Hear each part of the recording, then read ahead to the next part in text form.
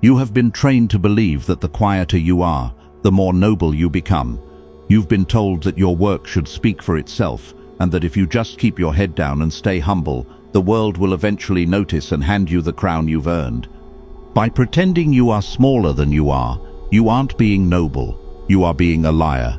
And the only person you are truly deceiving is yourself. You've spent years shrinking your presence, softening your voice, and downplaying your wins just to make sure you don't offend the fragile egos of the people around you. Here is the cold, Machiavellian truth that your morality is hiding from you. In the world of power, being invisible is identical to being dead. Humility is not a virtue, it is a tactical error. When you refuse to own your presence, you aren't being modest, you are being a coward. You are handing the stage to people who have half your talent, but twice your audacity.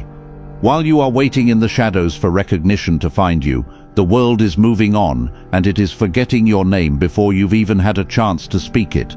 You treat your potential like a secret you're ashamed of, terrified that if you stand too tall, you'll be labeled as arrogant.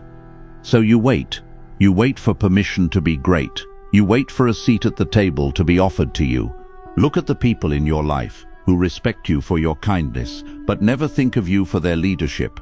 That gap between your potential and your reality is the cost of your humility. Niccolò Machiavelli understood a dark biological reality. Perception is the only reality that matters in the game of status. If you act like a servant, you will be treated like a servant. If you act like you are lucky to be in the room will treat you like an interloper. Humility is the muzzle of the capable. It is a psychological leash handed to you by the people who fear your potential. They tell you to stay grounded because they are tired of looking up to see you. They praise your modesty because it makes you easier to manage. Your goodness is just their convenience. Look at the meetings you've sat through where you had the best idea but waited for the right time to speak, only for someone else to shout it out and take the credit. You've accepted a lower salary because you didn't want to seem greedy. You've apologized for your intelligence because you didn't want to make others feel insecure.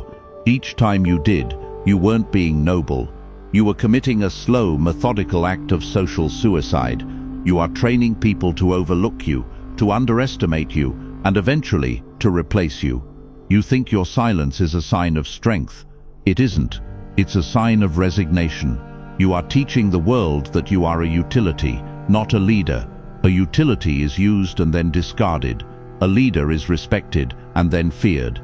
You cannot be both. You are committing social suicide and calling it character. Every time you say it was nothing, when it was actually everything, you are chipping away at your own authority. You are training your peers, your boss, and even your partner to believe that your effort has no price. And when you finally realize that you've been surpassed by those who were louder but less skilled, your resentment will be the only thing left of your virtue. Stop apologizing for being the smartest person in the room. Stop shrinking your body language so others don't feel small. If your light blinds them, let them squint. You were not born to be a background character in your own life. You were born to be the focal point. The moment you stop being humble is the moment you start being unavoidable. This is the end of your apology. This is the moment you stop shrinking and start expanding. We are going to dismantle the myth of the humble hero and replace it with the cold, clinical precision of Machiavellian presence. Listen carefully. The world is a hierarchy of those who declare themselves and those who wait to be declared. If you do not define your own worth with clinical authority, the world will happily assign you a value of 0. We are going to dismantle the lie of the modest hero and expose the ruthless mechanics of why your humility is the very thing keeping you in chains. The first truth you must swallow is this: the invisible man is never the one wearing the crown. You believe that by being humble, you are protecting yourself. You've convinced yourself that if you don't climb too high, you can't fall. You think that by staying quiet and avoiding the spotlight, you are staying safe from the envy and the knives of others. This is the ultimate lie you tell yourself to justify your lack of courage. In the cold reality of power, your safety is actually a target. By refusing to occupy your space, you have created a vacuum, and in the world of human social dynamics, a vacuum is always filled by someone more aggressive, less competent, and far more dangerous than you. Every time you downplay your achievements, you aren't being noble, you are being a liar. You are lying about your value, and you are lying to the world about what it takes to succeed. You think people will see your modesty and admire your character. They won't. They will see a man who doesn't value himself, and they will subconsciously agree with your assessment. If you don't set your own price, the world will buy you at a discount. You are currently being underpaid in respect, underpaid in influence, and underpaid in opportunity because you are the one who marked down the tag. Look at your professional life. Think about the projects where you did 80% of the work but let the team take the credit. You thought it made you look like a leader. It didn't. It made you look like a tool. You provided the fuel, but someone else drove the car into the winner's circle. While you were waiting for someone to discover your brilliance, your peers were busy building alliances, claiming victories and securing their positions. You stayed at the starting line, waiting for a permission slip that was never going to come. If you are done being the person everyone takes for granted, drop this in the comments. I am no longer an option. The pressure you feel right now is the realization that your goodness has been a cage. You have been a prisoner of your own manners. You have allowed polite society to dictate the terms of your existence, and the result is a life that feels like it's happening to someone else. The world does not reward the man who waits. It rewards the man who declares. If you don't define your own worth, the world will assign you a value based on your lowest moment. Humility is the tool the elite use to keep the capable in line. It is a psychological leash. It tells you to be satisfied with the work while they enjoy the status. It's time to stop being a helper and start being a force. The moment you stop apologizing for your excellence is the moment the room starts to shift in your direction. You aren't the better person. You are the person who lost. In the eyes of history, there is no prize for being the most humble loser. There is only the reality of who held the power and who was held by it. Your humility hasn't earned you friends. It has earned you a reputation for being easy to walk over.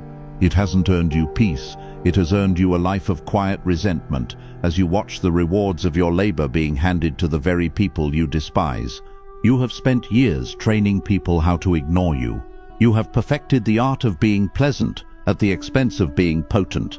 Every time you smiled through an interruption, every time you let someone else take the head of the table, and every time you minimized a massive win, you were reinforcing the idea that you don't matter. You are the architect of your own obscurity. You have built a fortress of invisibility, and now you're wondering why you feel so alone and so powerless inside it. The shift you need isn't about becoming a loud, arrogant fool. It's about the clinical recognition of your own force. It's about understanding that if you don't claim your territory, someone else will colonize it. Power is a zero-sum game in most rooms. If you aren't the one setting the tone, you are the one reacting to it. If you aren't the one stating the terms, you are the one begging for them. There is no middle ground. There is no humble way to lead. Leadership, by definition, requires you to stand above the crowd and declare a direction. If you're too busy bowing to the crowd, you'll never see where you're going. The truth is, you're afraid of the responsibility that comes with being seen. You use humility as an excuse to avoid the pressure of having to perform at an elite level every single day. If you don't claim to be the best, no one can blame you when you fail. Humility is your safety net for mediocrity. It's the blanket you wrap around yourself so you don't have to face the cold wind of absolute accountability. You are hiding behind a virtue to mask a lack of spine. You think the cost of this silence is just a missed promotion or a forgotten name. You haven't even begun to see the deeper rot. The invisible man doesn't just lose his status, he loses his mind. When you constantly suppress your own excellence to make others feel comfortable, you create an internal pressure that eventually turns into a specific kind of dark, quiet rage. You are currently sitting on a mountain of unexpressed power, and it is beginning to turn into a poison that will eventually destroy your health, your relationships, and your future. You are a ticking bomb of good intentions, and when you finally explode, there won't be anyone left to appreciate how humble you used to be. Look at the way you handle a win. When you finally achieve something significant, a promotion, a major sale, or a breakthrough in your personal life, What is the first thing you do? You scramble to dilute the success. You start crediting luck, the timing, or the support of the team. You practically beg the people around you to believe that you aren't actually as powerful as the result suggests. You think you are protecting yourself from the envy of others. You think that by acting small, you'll stay safe. No one respects a person who pre-apologizes for their own brilliance. When you hedge your speech, you aren't showing modesty, you are showing uncertainty. You are telling everyone in the room that you don't even trust your own mind. Why should they trust you with their money, their time, or their future if you don't even trust yourself to finish a sentence without a disclaimer? Your politeness is actually a form of cowardice. You are so afraid of the responsibility of being right that you give yourself an out just in case you're wrong. You are playing not to lose, while the people who run the world are playing to win. Think about the last time someone complimented your intelligence or your drive. You probably felt a wave of discomfort. You felt the need to balance the conversation by pointing out a flaw or a mistake you made last week. This is a psychological reflex of the weak. You are so uncomfortable with your own light that you try to blow it out the moment someone else notices it. You have been socialized to believe that confidence is a sin and humility is a shield.